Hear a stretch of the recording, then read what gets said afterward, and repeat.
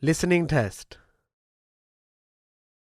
You will hear a number of different recordings and you will have to answer questions on what you hear. You will have time to read the instructions and questions and you will be given time to check your work.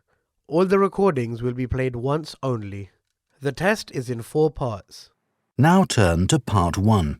You will hear a conversation between a customer service representative and a customer who demands a full refund. First, you have some time to look at questions 1 to 4.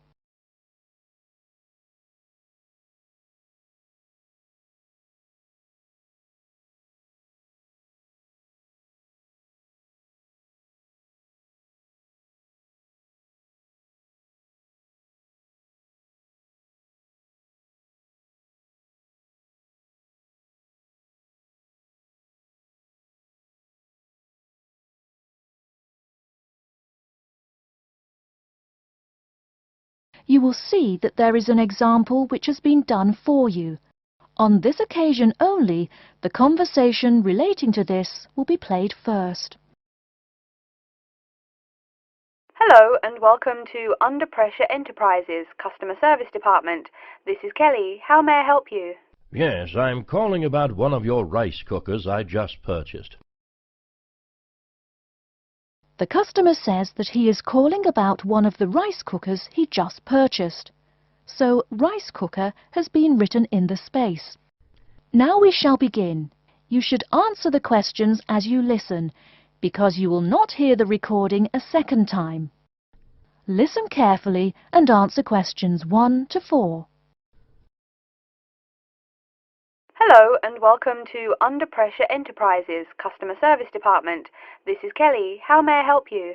Yes, I'm calling about one of your rice cookers I just purchased. What seems to be the problem, sir? Seems? There's no seeming about it. The blasted thing shoots hot steam all over the place, that's what. It nearly scalded my hand when I went to open it. Why, it could have killed the cat or something. It could have exploded and killed my wife and me. Sir, please calm down. As long as the steam escapes the cooker, it won't explode. So you're telling me there's no problem? Are you calling me a liar? Sir, no one is calling you a liar. Yes, so I demand a full refund. Under Pressure will be happy to refund your money, sir. Now, I just need some basic information. Okay. Sorry, I do tend to get a little hot under the collar. My wife tells me to slow down. So, what do you need to know? Sir, don't worry. I just need to ask you the model number of the cooker. Where are my glasses? Here. Let's see. It's R242. R242. Okay. And how much did you pay for the product? £89.99. It was on sale, I guess I should tell you. Thank you, that's honest of you. Now, where did you buy the cooker? Which store and which branch? At that big Electric Life appliance store downtown. The city centre branch? That's the one. And you say the problem is that the steam escapes? Yes, it does. No problem, sir. If there's steam escaping, clearly the cooker is broken or defective. So we have an R242 cooker with an escaping steam problem. It was bought from Electric Life City Centre branch for $89.99. Is that correct? Yes, that is correct. Oh, I nearly forgot. When did you buy the cooker? Just as soon as my wife got the crazy idea she'll live longer if she stops eating good English food, roast beef and mash. No, all she says she wants is rice and vegetables and sauces you'd not soak your feet in. Before you hear the rest of the conversation, you have some time to look at questions 5 to 10.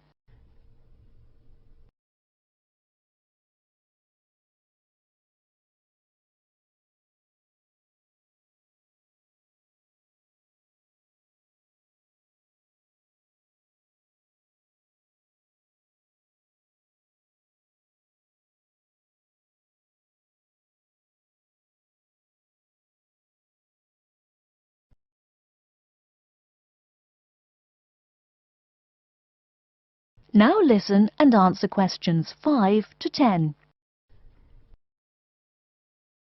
Sir, When did you buy it? Oh, there I go again. Let's see. We bought it just 6 months ago. We hardly use it either. But 6 months? Is that too long? I mean, for the warranty? Very well. That's well within the warranty period. Now, what's your name and address? Name and address? What for? Sir, it is company policy. If you want your money, you must inform me. Money, you say?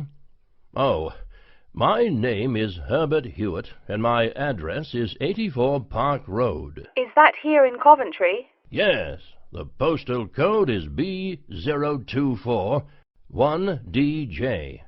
But I don't think sending things in the mail is very secure or very efficient. I mean... Don't worry, Mr. Hewitt, don't worry. We can credit the money to your credit card. You do have one, don't you? Yes, that's how we paid for the cooker. Oh, yes.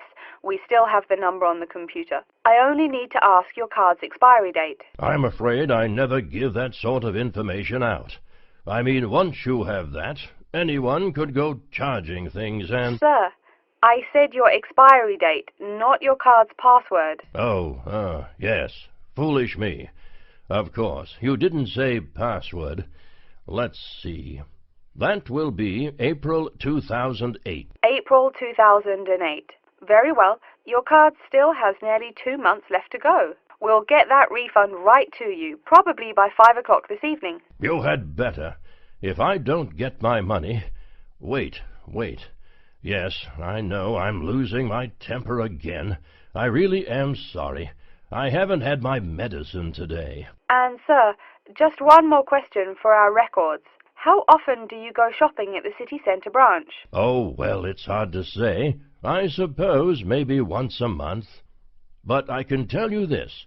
If I don't get my refund, I'll never shop there again. Oh, I think it's time to start looking for another job. That is the end of section 1. You now have half a minute to check your answers.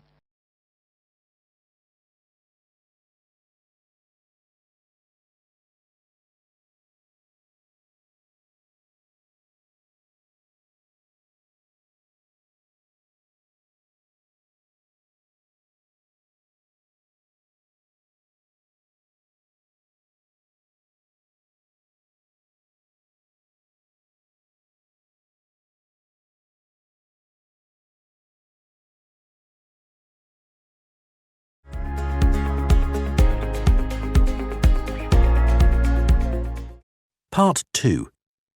You hear a talk by a counsellor from the University of New South Wales, who will introduce some useful facilities and services on the campus. First, you have some time to look at questions 11 to 15.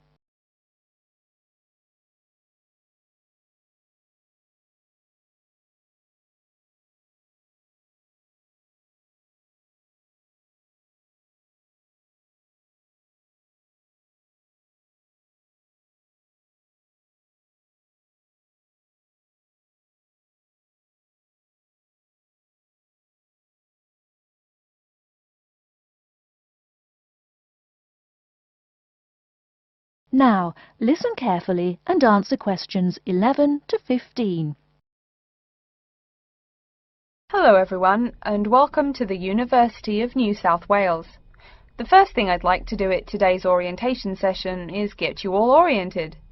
That means tell you the location of some useful facilities and services. So, first of all, take out the maps we gave you all as you came in the door. The map is the big yellow sheet of paper. As you can see on the map, north is at the top, south at the bottom, etc. Which way is north? Well, look through that window on my left, your right. See the rising sun? That would have to be east. So north must be directly behind me. Now, we're at the campus main gate. The recreational facilities are on my right hand, and its opposite is the student centre. No questions?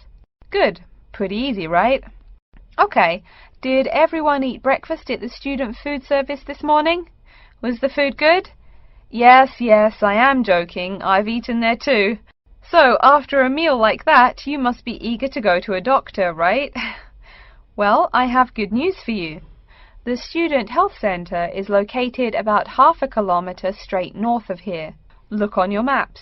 You see the street on the east side of this building, Ned Kelly Avenue? Just follow that about 500 metres and the health centre will be on your left at the 3rd cross street. Now, I know you all just got here, so you must be wondering how to tell your folks you've arrived safely, how much you miss the dog, and how you already need more money. If you don't have an iPhone, you probably are wondering where to find a computer. Well, I have good news. If you go straight out of its door and walk down the garden street, you'll see the internet unit on your left side, just next to the gym. The hours are posted on the door and the computers are free, but you must bring your student ID card with you.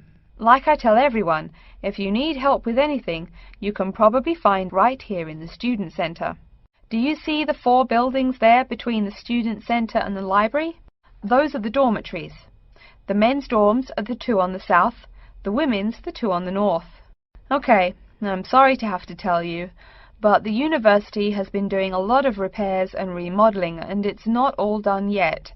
So there may be some small problems with your dorm rooms. Maybe the window doesn't open. Maybe an air conditioner is missing or does not work.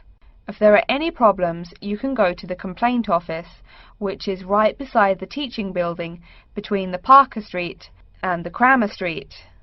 Just tell them your problem and they should have it fixed by the time you graduate in 4 years. I'm joking, but please be patient. There are a lot of little things they need to take care of. Tired of the school food? No? Give it a week.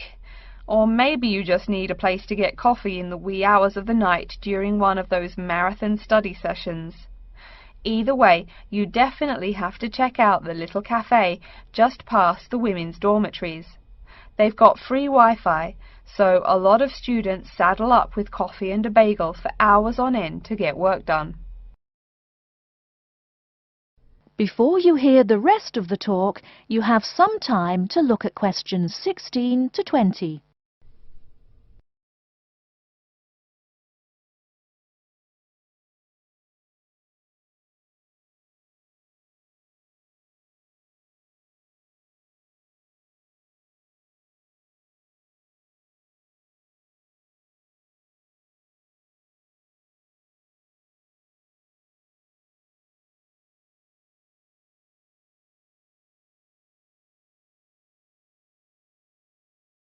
Now listen and answer questions 16 to 20.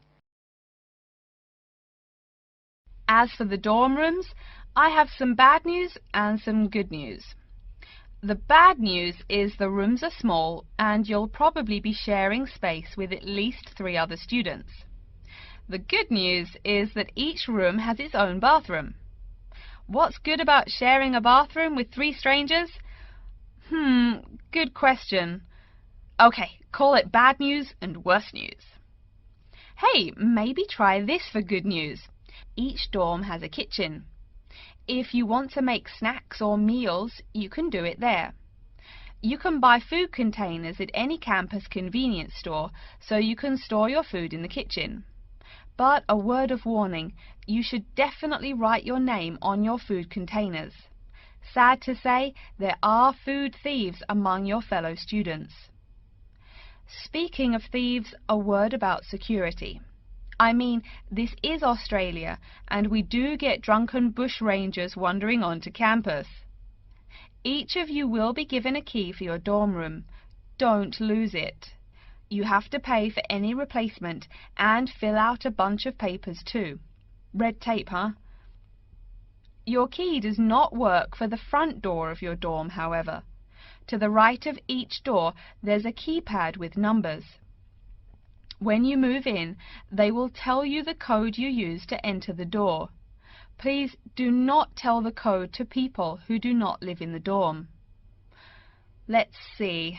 Have I forgotten anything? Oh yes, most of you are not rich, correct? So when your clothes get dirty, you can't just throw them away and buy new ones. That means you have to learn to do laundry. Or, men, that means you have to hurry up and get married. If you decide to wash those clothes and not get married, there are laundries in each dorm. Where? Oh, I almost forgot to tell you. The laundry for each dorm is in the basement. Some real good news this time if you're a student, it is free. You do have to buy your own soap, however. The laundry closes, by the by, at 11:30. And now that I've mentioned 11:30, please remember, the dorm doors are locked at 11:30 p.m. Your code will not work. If you want to get in, you'll have to call the night watchman. Don't worry, you can get that number at the dorm office. Yes, the dorm office and the complaint office are the same office.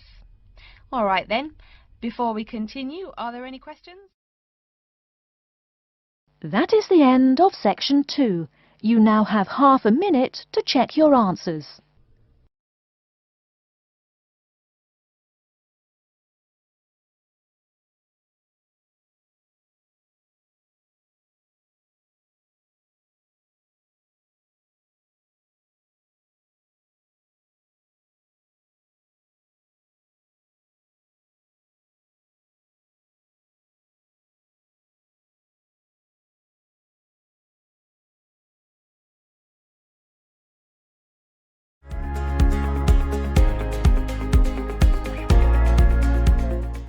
Part 3. You will hear two students, Nina and James, discussing different type of work. First, you'll have some time to look at questions 21 to 26.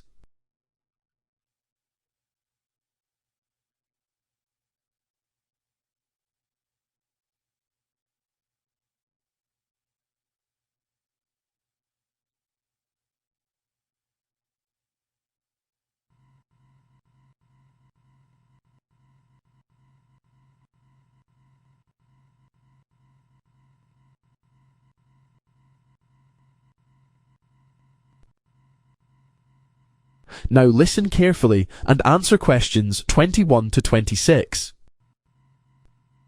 So, James, have you thought about getting a part-time job? I was looking into a few options, and there are actually quite a lot out there. Yeah, I have. I think working in retail might be a good choice. You get to meet people, and some stores offer employee discounts, which is a nice perk. Yeah, that's a fair point. What about waiting tables? Some of my friends do it, and they make pretty good tips. True, but I heard retail jobs can be exhausting, especially during sales seasons. You're on your feet all day dealing with customers. I've thought about that too, but I feel like it can be really stressful, especially during busy hours. Plus, dealing with rude customers doesn't sound fun. That's true. What about babysitting?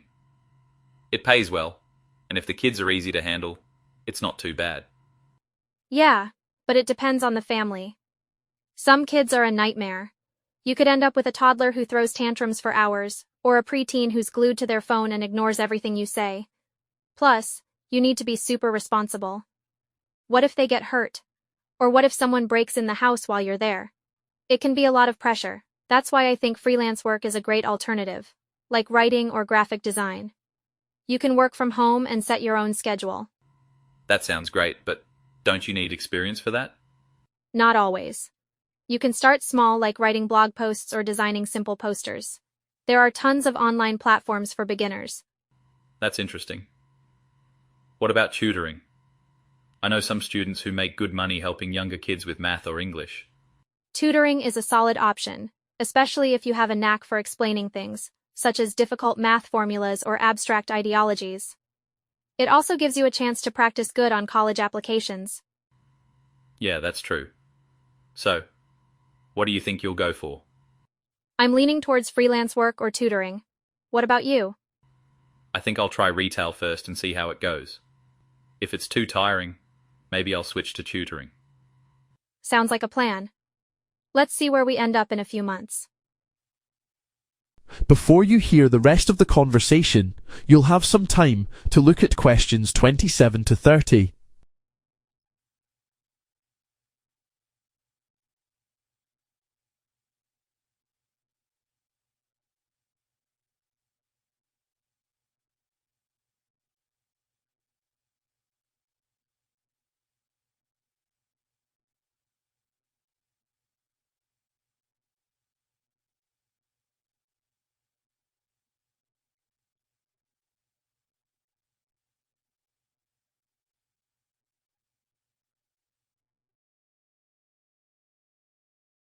Now listen and answer questions 27 to 30. So, James, have you thought any more about your options after you leave college? Or are you planning to stay on for another year? No, I'll finish this year. I've got a place on a training program for treasury analysts in a bank. I'm really pleased about that. Congrats. I was worried I might not find anything after I left college, especially with the current economic problems. So, do you think you'll stay there for a long time? That's my intention, yes. I'm sure I'll stay there for quite a while. I'd like to work my way up to a senior management position. I actually read this book last week about the importance of having a clear career plan in mind, even if you're just starting out. What about you? What are your plans? I'm still not sure. I've got a place on a course next year, which I'd like to do. It's a tour guide training course which teaches you the ins and outs of the tourism industry, including marketing, customer service, and tour planning. I'd really love to do it, but it's in Hong Kong. I really think you should go for it. It's a once-in-a-lifetime opportunity, you know? Why pass it up? Although, I guess getting the visa could be a pain. Should you wait until you have it in hand? You won't even get off the plane without it. Actually, I can apply for a student visa, and it should only take a day or two. Hong Kong immigration is super efficient. I'm more worried about my driving license, to be honest. I've been putting it off, but I heard you need an international one to drive there. Nah, you'll be fine. Everyone just takes the subway. Plus, cars are crazy expensive there, so most people don't even bother to get a driving license. When does the course start anyway? July next year. Perfect. That means you'll have plenty of time to finish your university degree. I think that's the most important thing, really. You're right, I should really go study for my final exams now. See you later. That is the end of part 3. You now have 30 seconds to check your answers to part 3.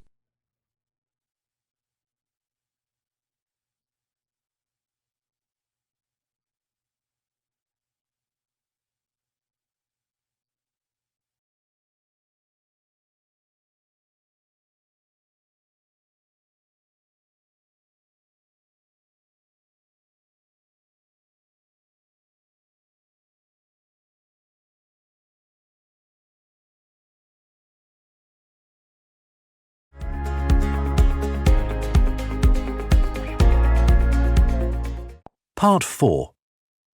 You will hear a man giving a talk about antibiotics. First, you'll have some time to look at questions 31 to 40.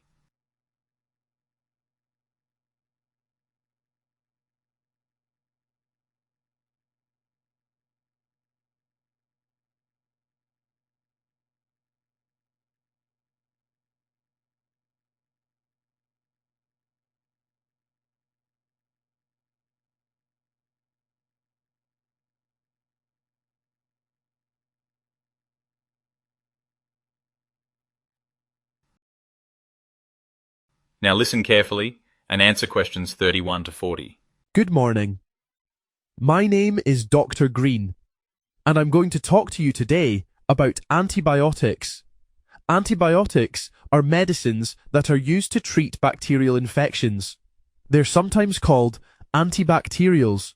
They work by killing bacteria or preventing them from spreading, resulting in sicknesses or damaged immune system. This helps the body's natural immune system to fight the bacterial infection. Some common diseases, typically treated with antibiotics, can be tuberculosis or pneumonia.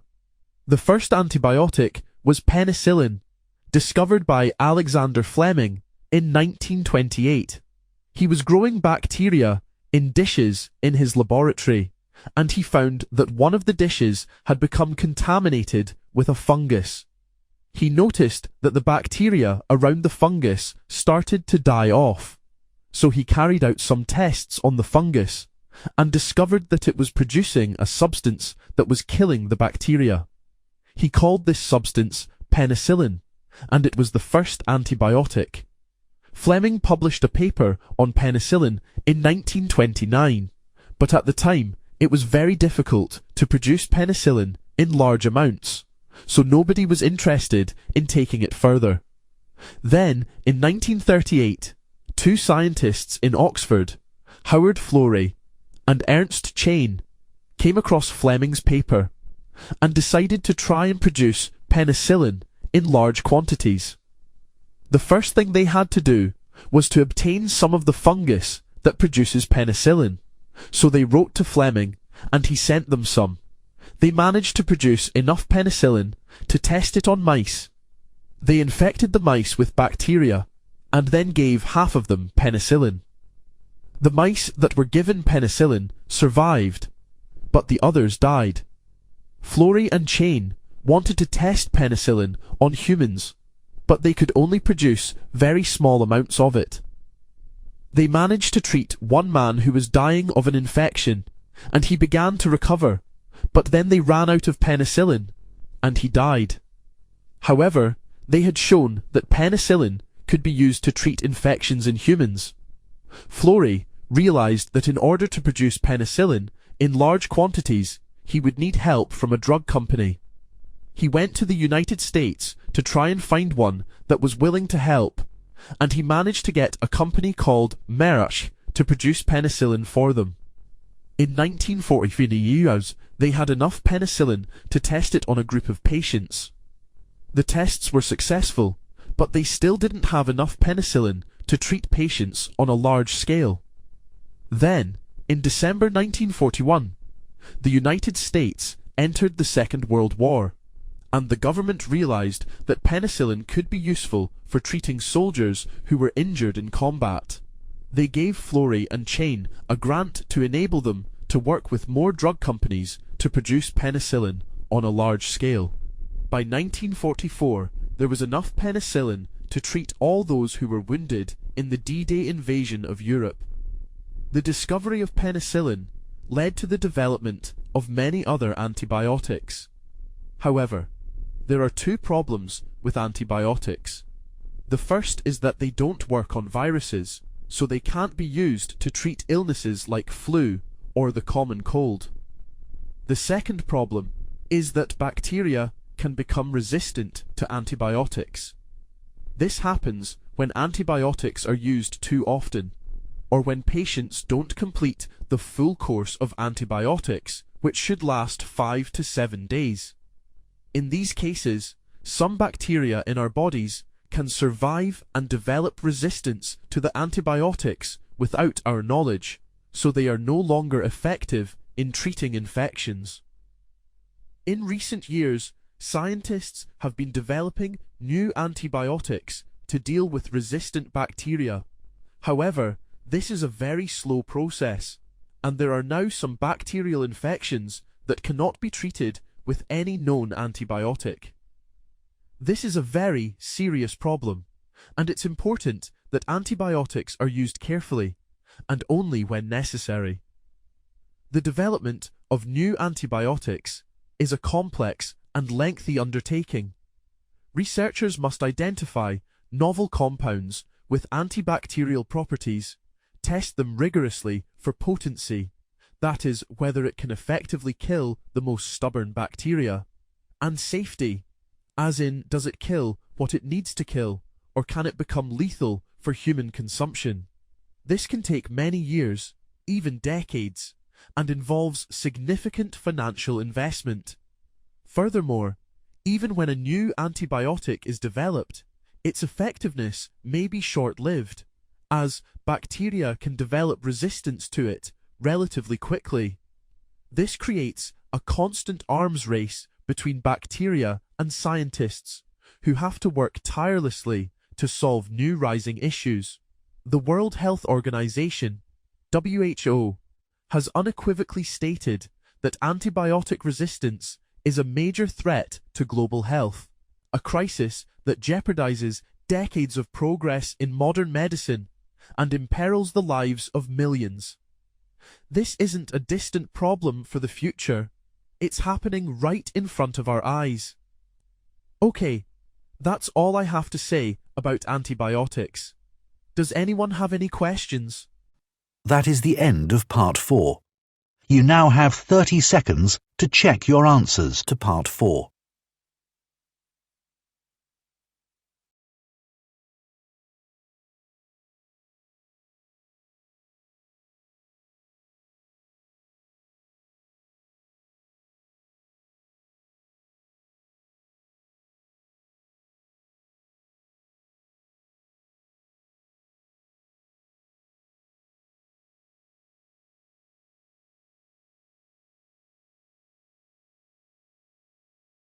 That is the end of the listening test.